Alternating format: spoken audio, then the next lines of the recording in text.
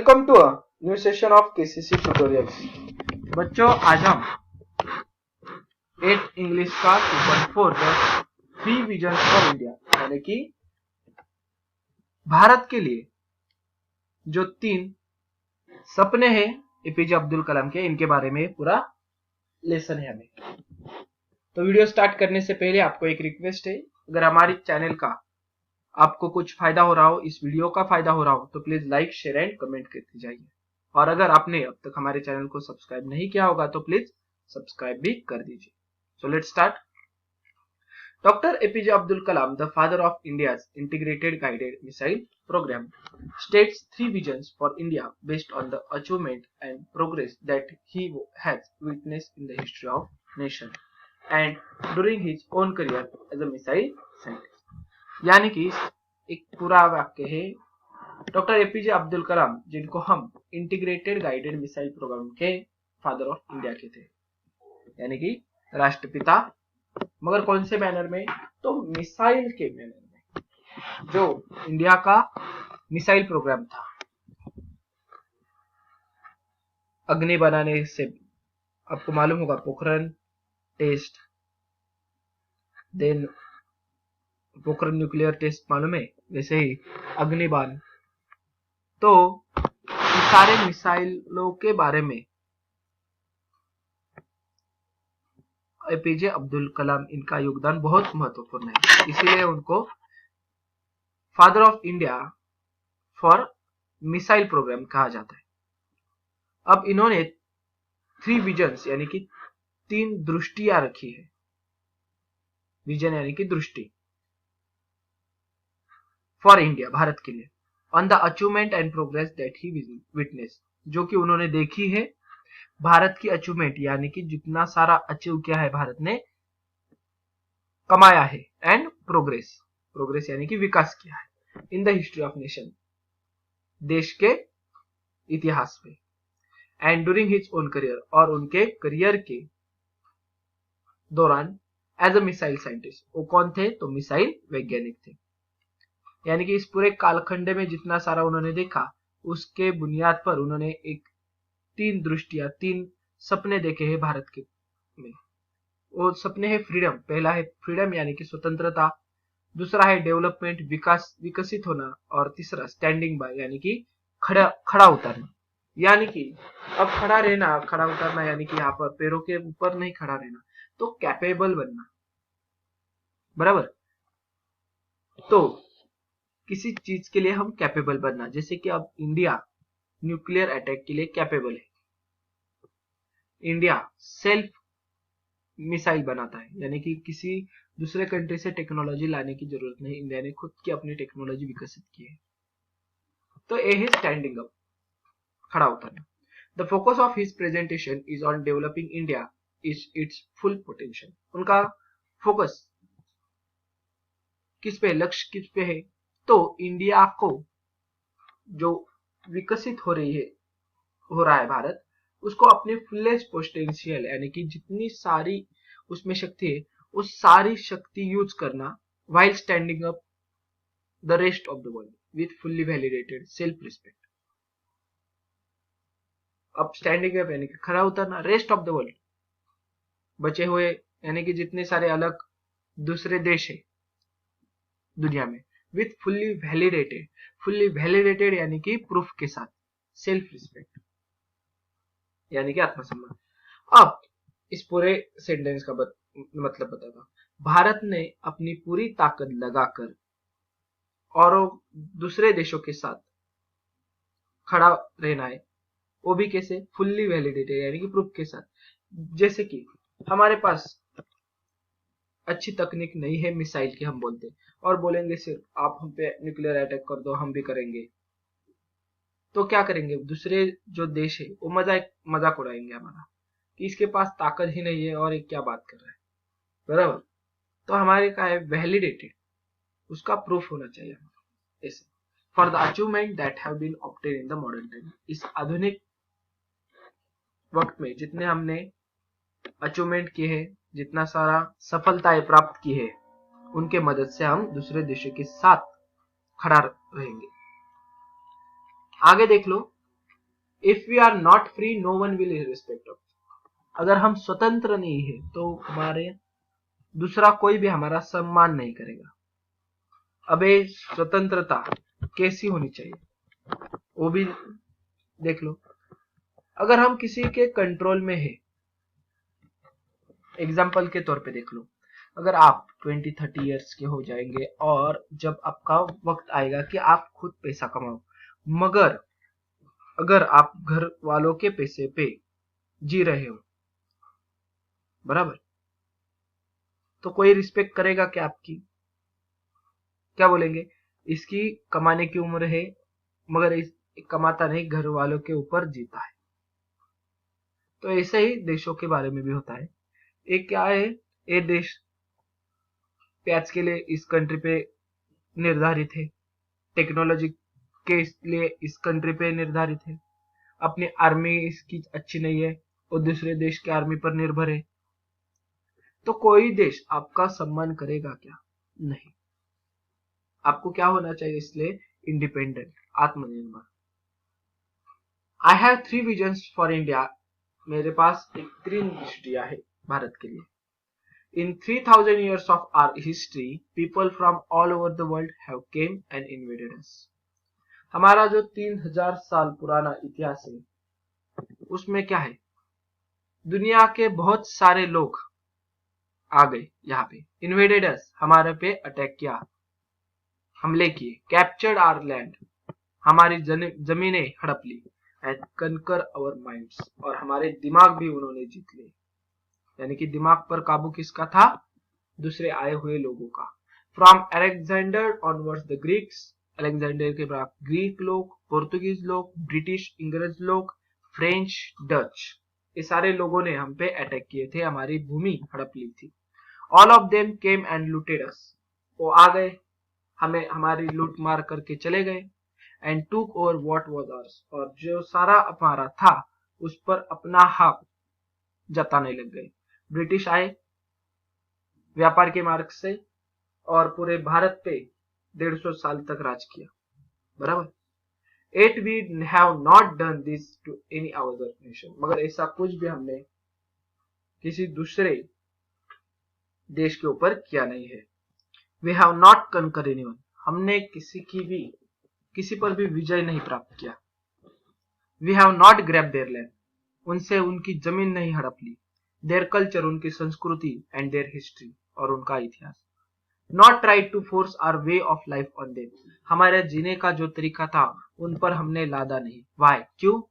Because we respect the freedom of our, क्योंकि हम दूसरे के स्वतंत्रता का सम्मान रखते हैं, उसका महत्व जानते हैं।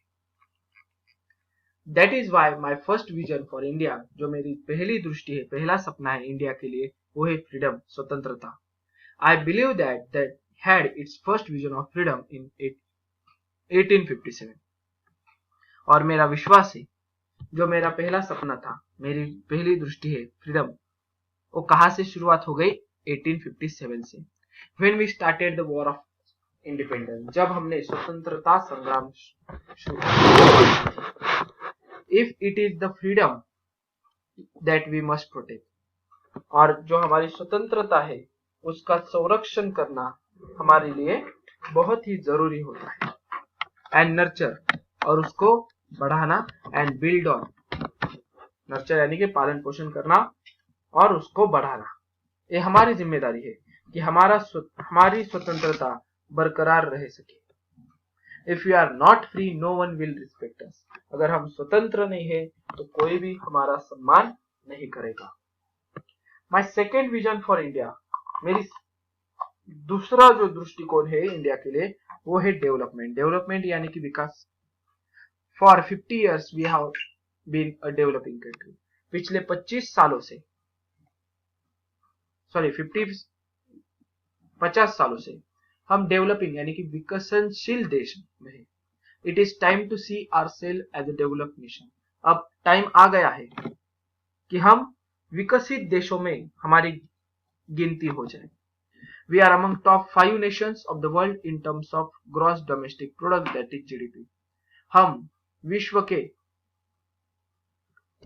जो सर्वोत्तम, सबसे ऊपर जीडीपी है, ऐसे 5 देशों में हमारा क्रमांक लगता है।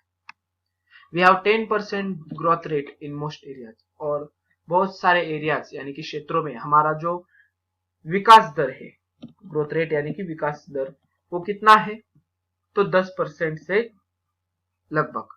तो हर साल हमारी 10% उसमें उन्नति हो रही है, विकास हो रहा है। Our poverty level are falling, हमारी जो गरीबी रेखा है वो नीचे गिरती जा रही है। And our achievement are being globally recognised today, और जो हमारी सफलताएं है वो ग्लोबली रिकॉग्नाइज यानी कि सभी दुनिया से, सभी देशों से उसको एक रिकॉग्निशन यानी कि उस पे नोटिस करना, एक्सेप्ट करना। वो ध्यानपूर्वक भारत क्या कर रहा है, भारत ने कौन सी सफलताएं हासिल की, इन पर उनकी नजरें होती है। Yet we lack the self confidence to see ourselves as a developed nation, मगर हमारे पास इतना कॉन्फिडेंस, आत्मविश्वास नहीं है कि हम खुद को एक विकसित देश के रूप में देख सके। सेल्फ रिलायंट यानी कि आत्मनिर्भर देश के स्वरूप में, एंड सेल्फ अश्योर्ड, आत्मविश्वास के साथ नहीं देख सकते। Isn't this right? ये सही है क्या? तो ये आपको क्वेश्चन पूछा गया है। India must stand up to the world, तीसरा है स्टैंड अप यानी कि दूसरे कंट्री के साथ खड़ा उतरना। I have the third vision that the India must stand up to the world and no one will respect, यानी कि जब हम दूसरे देशों के मुकाबले में उनसे आगे होंगे, उनके साथ होंगे, तभी कोई कंट्री हमारा सम्मान करेगा। हम अगर बहुत पीछे हैं उनके, तो हमें कोई भी ध्यान नहीं देगा। देख लो कैसा है, अगर आप बहुत ही गरीब पिछड़े हुए देश होंगे तो आपको कोई पूछेगा भी नहीं। जो वर्ल्ड में बहुत सारे डिसीजंस होते हैं बहुत सारे कंट्रीज के दौरान, तो अब कैसा है कि उसमें डिसीजन मेकिंग पावर इंडिया के पास भी होती है। क्यों? क्योंकि इंडिया के पास उतनी ताकत है, इसलिए कोई भी निर्णय लेते वक्त इंडिया को भी पूछा जाता है। अगर आप छोटा गरीब देश रहोगे तो आपको कुछ पूछेगा नहीं, जो उनके निर्णय है आप पर सीधे लागू किए दिए जाएंगे, बराबर। इसलिए आगे वाला जो वाक्य है वो बहुत ही मेरा फेवरेट वाक्य है, ओनली स्ट्रेंथ रिस्पेक्ट स्ट्रेंथ, सिर्फ ताकत ही ताकत का सम्मान करती है। अगर आपके पास ताकत है तो आप ताकतवर का सम्मान करोगे, और अगर आपके पास ताकत है तो ताकतवर आपका भी सम्मान करेगा। तो अगर आपको रिस्पेक्ट चाहिए तो आपके पास ताकत होनी चाहिए, किसी भी मात्रा में रहने दो। ये बात आपको बना के अपने वॉल पे चिपका दो, only strength respect strength. Okay, we must be strong not only as military power, सिर्फ हमें मिलिट्री पावर, आर्मी हमारी स्ट्रांग, नेवी हमारी स्ट्रांग नहीं करनी, but also as economic power, हमें हमारी आर्थिक स्थिति भी मजबूत करनी है। Both must go hand in hand, दोनों एक साथ चलते रहने चाहिए। हमारी आर्मी भी बेहतरीन होनी चाहिए कि कोई किसी की आंखें हमारी तरफ उठ ना सके युद्ध के लिए, और दूसरा है इकोनॉमिक पावर, हमारे पास इतना पैसा भी होना चाहिए कि कोई अड़चन आ गई तो हमें उस पैसे से उस मुसीबत का हल ढूंढने में आसानी हो जाए। Why are we in India so embraced to recognize our own strength, our achievement? हम जो इंडिया के लोग हैं, भारत के लोग, हम अपनी ही ताकत, अपनी ही सफलताएं रिकॉग्नाइज करना यानी कि पहचानने में क्यों कम पड़ते हैं, क्यों इम्ब्रेस यानी कि शर्मिंदा होना, मगर यहाँ पे कम पड़ना, नहीं तो ठीक तरह से महसूस न होना। हमारी जितनी ताकत है इंडिया की, जितनी सफलता है, वो ठीक तरह से हमें इंडिया के लोगों को ही समझ में नहीं है। We are such a great nation, हम बहुत ही एक महान देश है। We have so many amazing success story, हमारे पास बहुत सारी सफलता की कहानियां हैं, but we refuse to acknowledge them, मगर उन्हें जानने के लिए, एक्नॉलेजमेंट करने के लिए हम नकार देते हैं। वाई? क्यों? ऐसा क्यों करते हैं? We are the second largest producer of wheat in the world, यानी कि पूरे विश्व में गेहूं उत्पादन में हमारा दूसरा क्रमांक लगता है। We are second largest producer of the rice and also in rice, that is चावल. तो राइस प्रोडक्शन में हमारा पूरे विश्व में दूसरा नंबर लगता है, सबसे ज्यादा उत्पादन करने वाली country. We are the first in milk production. दूध उत्पादन में हमारा पहला क्रमांक है विश्व में. We are the number 1 in remote sensing satellite. हम एक नंबर पे रिमोट सेंसिंग सैटेलाइट यानी कि दूरी से. अब सैटेलाइट तो बहुत ऊंची है, 36,000 किलोमीटर लगभग ऊपर होती है, तो इनको नीचे से एक दूरी से कंट्रोल करना, इसे बोलते हैं रिमोट सेंसिंग सैटेलाइट. इसी क्षेत्र में भी भारत का पहला नंबर लगता है. Look at doctor Sudarshan. He has transferred the tribal village into the self-sustaining, self-driving unit. अब डॉक्टर सुदर्शन को ही देख लो. इन्होंने एक ट्राइबल यानी कि जो आदिवासी गांव पाड़ा था, उसे एक सेल्फ सस्टेनिंग यानी कि स्वयं निर्वाहित, जो किसी चीज के लिए दूसरे गांव पे, जिले के गांव पे निर्भर नहीं है. जो गांव की जरूरतें है वो सभी गांव की यानी कि गांव वालों की जरूरतें उसी गांव में पूरी हो जाती है. ऐसा गांव उन्होंने डॉक्टर सुदर्शन ने एक आदिवासी गांव को बनाया था. उनको गांव के बाहर जाने की कोई भी जरूरत नहीं, काम की सभी चीजें उनको गांव में मिलती थी. इसे बोलते हैं सेल्फ सस्टेनिंग, सेल्फ ड्राइविंग. अब एक कौन करता था, एक गांव पूरा कौन चलाता था? सेल्फ ड्राइविंग, खुद ही चलाते थे.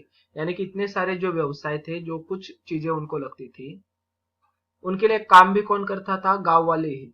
यानी कि गांव के बाहर वाला कोई भी आदमी यहाँ पे आता था नहीं आता था वो चीजें बेचने के लिए वगैरह.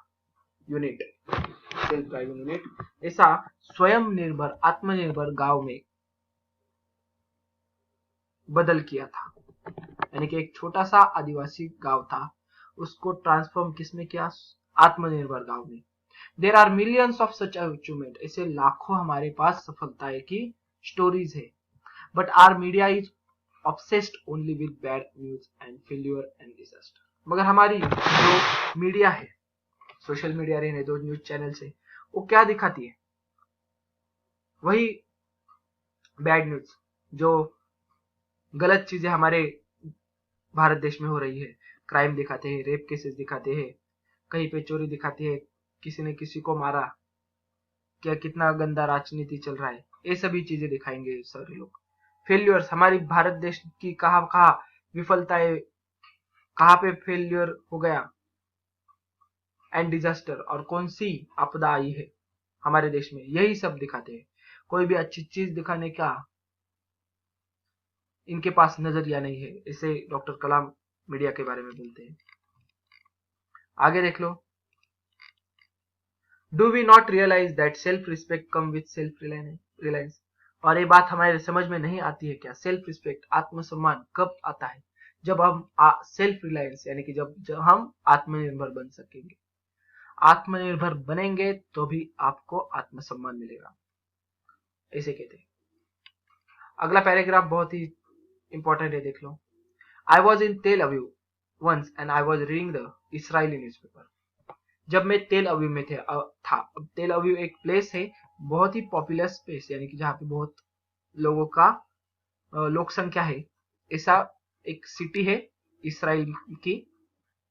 तो मैं वहां पे इसराइली एक न्यूज़पेपर पढ़ रहा था. It was a day after a lot of attack and bombardments and death had taken place. और दूसरा दिन था जब, यानी कि उस पेपर पढ़ रहे थे उसके पहले ही, यस्टरडे,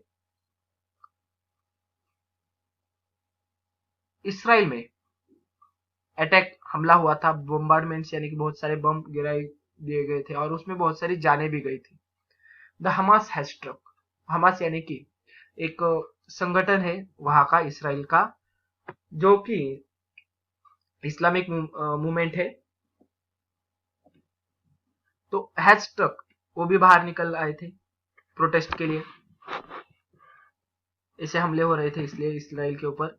पैलेस्टाइन इसराइल जो कन्फ्लिक्शन है, वाद विवाद है, वो आप थोड़ा सा पढ़ लो न्यूज, इंटरनेट से आपको